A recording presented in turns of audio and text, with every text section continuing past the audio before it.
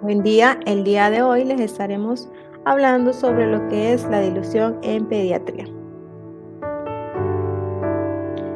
Somos pasantes de la maestría en enfermería con orientación en cuidados críticos y urgencias de la asignatura en pasantía en enfermería 2.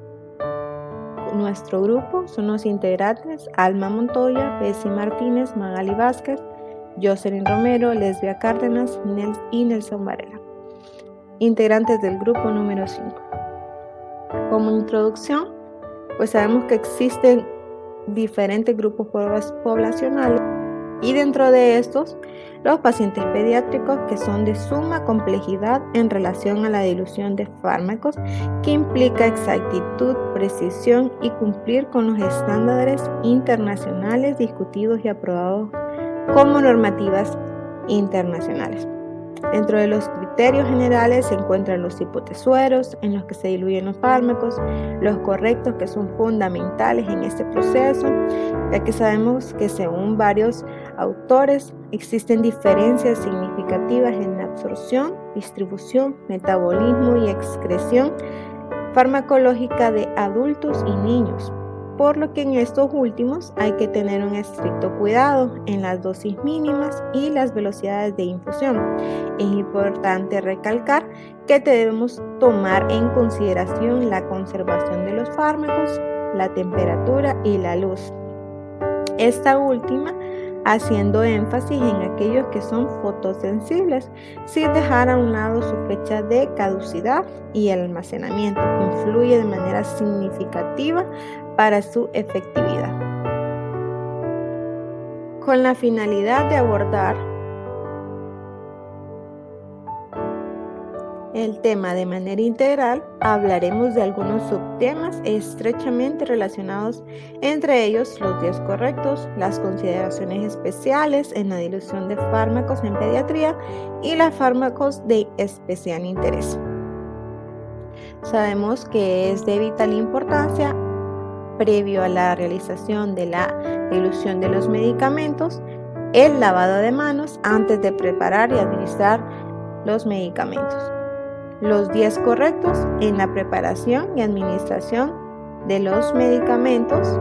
Como número 1, administrar el medicamento correcto, haciendo énfasis en fármacos, nombre parecido como el general o el farmacológico, recalcando, ¿verdad?, que existen los dos nombres, tanto el genérico como el comercial, el cual puede hacer puede conllevar a un error en la dilución o en la administración del medicamento al evitar, ¿verdad?, o saber de que se está aplicando o administrando un medicamento que se ha equivocado según su nombre. Entonces, siempre verificar que el medicamento sea el correcto. Como número 2, administrar el medicamento al paciente correcto. Siempre verificar el nombre del paciente, ya sea en el expediente clínico o ya sea si tiene su nombre a la par de la unidad donde está el paciente. Siempre verificar que el paciente que se le vaya a administrar el medicamento pues sea el correcto. Como número 3 tenemos administrar la dosis correcta. La dosis correcta según el peso en kilos, ¿verdad? Siempre en las diluciones pediátricas tenemos que saber el peso del niño, si es lactante, si está en edad escolar, saber siempre el peso para verificar que la administración que se le va a colocar sea la dosis correcta. Como número 4, administrar por la vía correcta.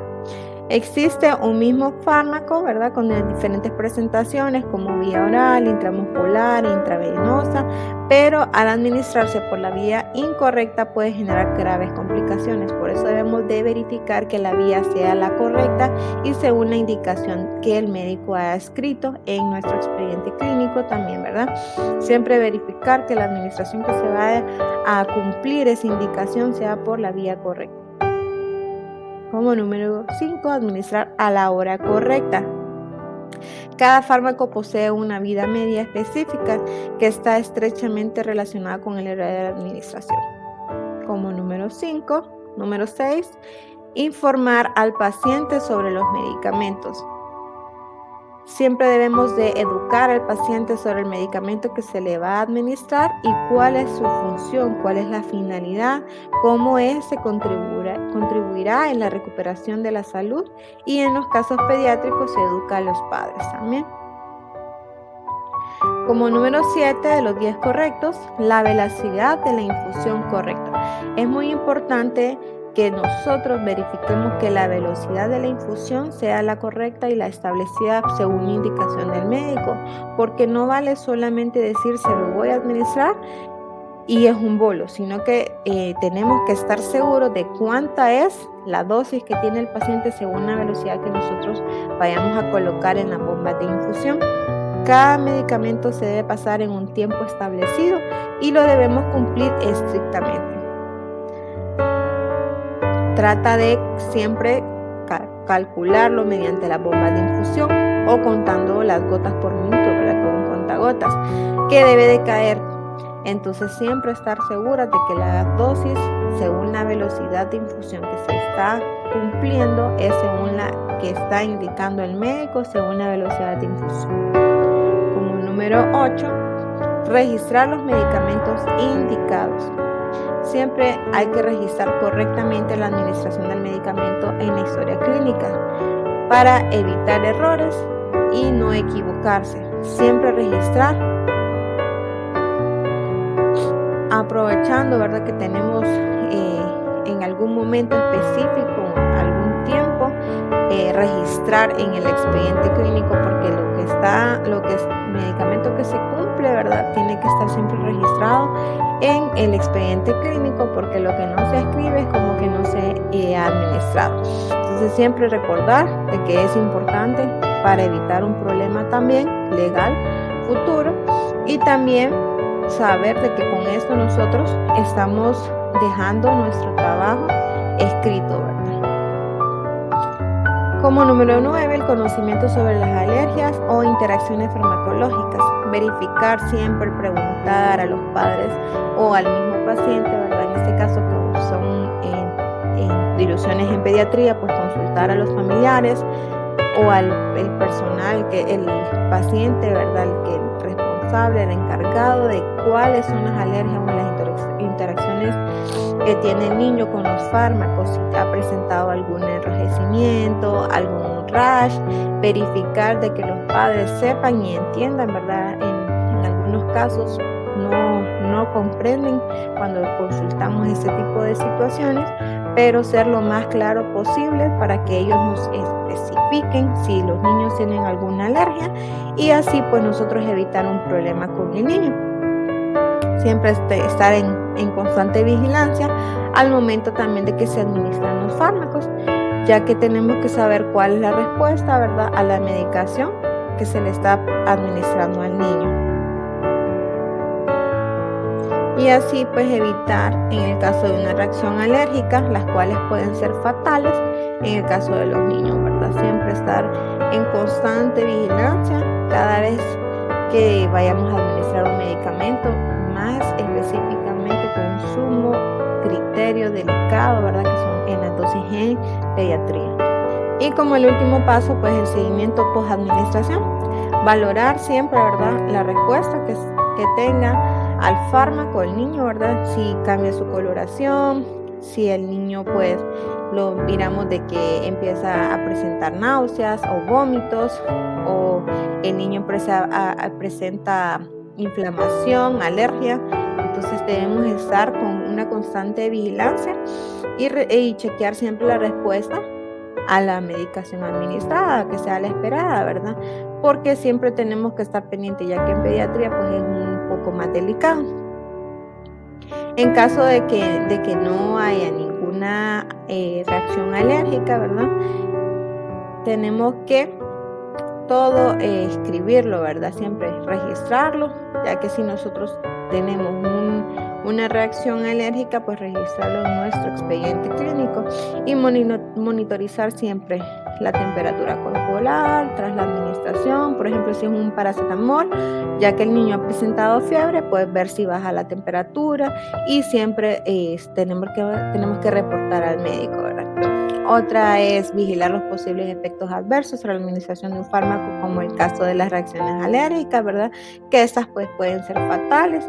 Y ya para acabar, pues recordar que evitar los errores en la administración de los medicamentos está en las manos de todos y que debemos de trabajar en equipo. Siempre hay que implementar siempre de que vamos a tratar de implementar algún cambio en forma de trabajar para evitar estos errores. Es importante mencionar, ¿verdad?, que siempre debemos de hacer el yo. El yo preparo, yo administro, yo registro y yo respondo. Porque si nosotros estamos preparando un medicamento, nosotros sabemos cómo lo preparamos. Si vamos a administrar un medicamento, sabemos cómo lo preparamos y sabemos, ¿verdad? Estamos seguras de que nosotros hicimos bien esa regla de 3, si hicimos un cálculo en la preparación y en la administración del medicamento al momento que lo vamos a registrar. Nosotros somos los responsables si ese paciente tiene alguna reacción, un shock anafiláctico, por cualquier medicamento que haya sido pues de nuestra responsabilidad. Entonces siempre es importante hacer el yo. Yo preparo, yo administro, yo registro y yo respondo por mi paciente, más si es un paciente pediátrico. Algunas consideraciones especiales sobre la dilución de medicamentos en pediatría es el cálculo de las dosis y la dilución de los medicamentos que se realiza en base a peso según el kilogramo superficie corporal. Recordemos que entre más pequeño es el niño, mayor es su metabolismo y el cálculo de la dosis se realiza en base a peso kilogramo del paciente o superficie corporal de acuerdo a cada tipo de fármaco, que por lo general es indispensable tener el peso del niño. Conocer las medidas de conversión para el cálculo de la dosis, como lo podemos observar ahí, cómo es la conversión según cada cc, cuánto equivale cada cc a ml, a gotas, microgotas o un litro en ml, según sea el cálculo indicado por el médico, ya sea por un microgotero, ¿verdad? ¿Cómo vamos a hacer ese cálculo?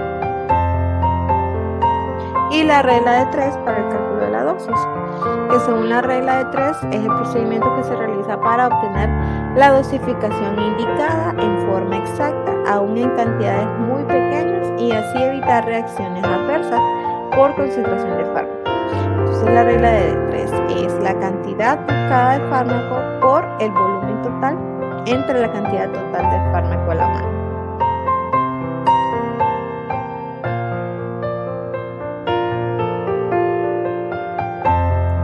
Tener en cuenta, ¿verdad?, el metabolismo y el volumen de líquidos para un paciente pediátrico, ya que de 0 a 5 años es un 80%, de 5 a 20 años es un 70%, de 20 a 35 años es un 60% y de 35 a 50 años un 55%. Para los mayores de 50 a 80 años tenemos un 50%, por lo cual debemos de tener estrictamente y rigurosamente un registro, ¿verdad?, de cómo vamos a administrar y tener en cuenta cómo es el metabolismo según cada uno de los pacientes que vamos a preparar y diluir estos medicamentos, estos fármacos, por el volumen de líquido. Otra de las consideraciones especiales es el cuidado en los recién nacidos por la inmadurez de sus sistemas, así como en pacientes con enfermedades crónicas, como lo podemos ver en la imagen, ¿verdad? En un paciente con una insuficiencia renal crónica, en el cual pues tenemos que verificar también el volumen de los líquidos, porque entre más líquidos administremos a este tipo de pacientes, sabemos que no podemos llenar o sobrecargar de líquidos a este tipo de pacientes, ¿verdad? Porque en vez de hacer un bien, estaríamos haciendo un mal a esos niños, porque le causaríamos un edema generalizado a causa de la sobrecarga de líquidos, ¿verdad?, en los medicamentos. Entonces, con este tipo de pacientes tener un extremo cuidado al ver, ¿verdad?, de que tenemos este tipo de pacientitos tanto en recién nacidos como con enfermedades crónicas.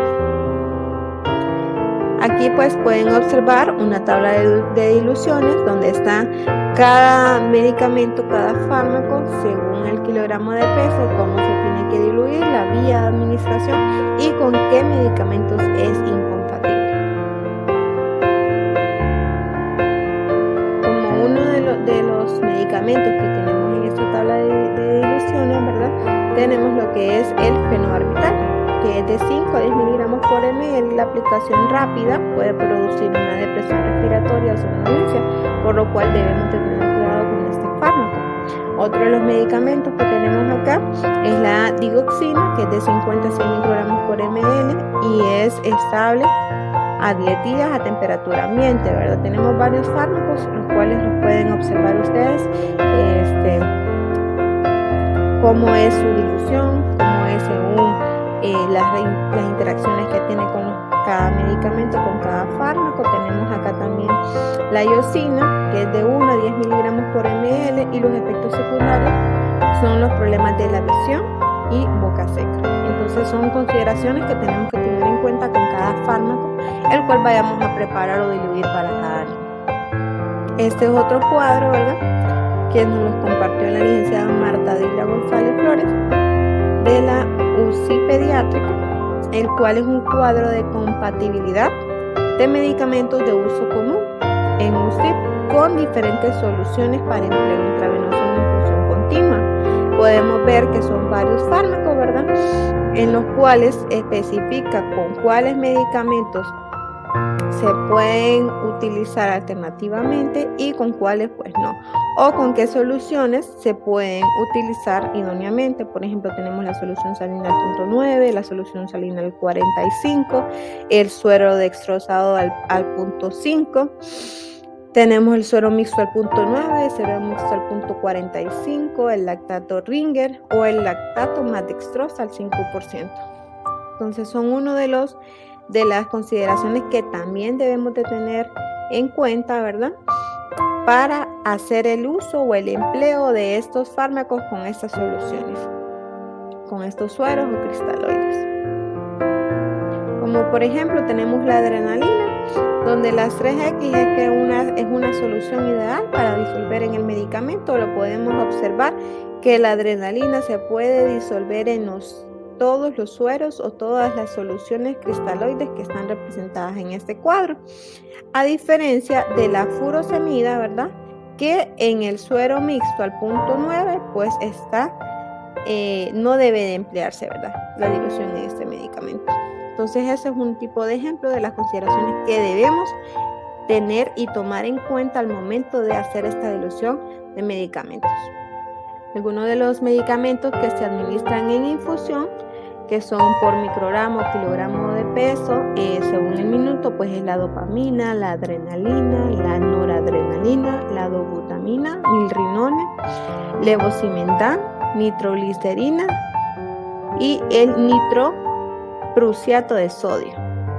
Otra de las consideraciones especiales, ¿verdad?, y de suma importante es la dilución de medicamentos, que son algunos ejercicios prácticos que les mostraremos a continuación. Como podemos ver a continuación, es el cálculo de dosis en miligramos. Tenemos un ejercicio que es la ampicilina de 125 miligramos. Se necesitan administrar 225 miligramos vía oral cada 6 horas. La dilución es de 5 cc. Entonces colocaremos 125 miligramos de la ampicilina. Necesitamos administrar 225 miligramos vía oral y la dilución en 5 cc, haciendo la regla de 3. Entonces multiplicamos 225 miligramos por 5 cc, que nos da un total de 1125 entre los 125 miligramos, que es la presentación del fármaco, con un total de 9 cc. Esa es la dosis a administrar a ese paciente. Otro ejercicio que tenemos es la gentamicina, administrar 40 miligramos cada 12 horas. La ampolla tiene una presentación de 160 miligramos en 12 cc. Hacemos la misma conversión. 160 miligramos a 12 cc y 40 miligramos, que es la dosis a administrar. Haremos 40 miligramos por 12 cc igual a 80 entre los 160 miligramos, que es la presentación del fármaco. Nos da un total a 0.5 cc, que es la dosis a administrar de este fármaco, de este antibiótico. Debemos de recordar que para el cálculo de dosis en microgramos tenemos que aplicar 30 microgramos de fentanilo y Bedestat. Entonces vamos a hacer este otro ejercicio.